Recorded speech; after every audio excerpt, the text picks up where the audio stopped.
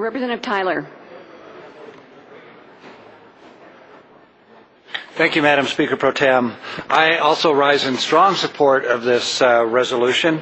You know, in my district we have the National Renewable Energy Labs, and they have a special experimental wind farm outside of, actually just north of Golden, and some of you may have seen it. It's quite a remarkable place where you see a couple generations of wind power turbines that have been developed, and if you go out there you can see the size and the scale of these turbines that are up on top of this tall tower, and they're big as a small bus. It's really remarkable what's happened to the technology since the 70s, which was the first generation of wind power out there.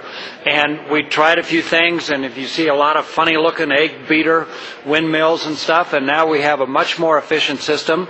As a matter of fact, it's efficient enough so that it is on a long-term power purchase agreement, one of the cheapest resources possible. And by the way, the fuel costs are not going to go up any higher for wind power. It's going to be zero. And that's going to help us with keeping our energy bills stable and keeping our carbon footprint down and making sure we have a renewable economy down the road.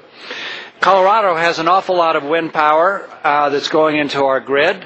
I've been out there at Lyman 1, Lyman 2, and I've looked up at those towers and I've watched them turning, and I've always been kind of surprised that that slow turn creates an awful lot of power, an awful lot of electricity. So I think wind power is a great technology for the future. It's going to keep our utility prices stable and keep them from going up, and it's going to keep us from burning up our feedstock in fossil fuels. I think it's a great win all the way around.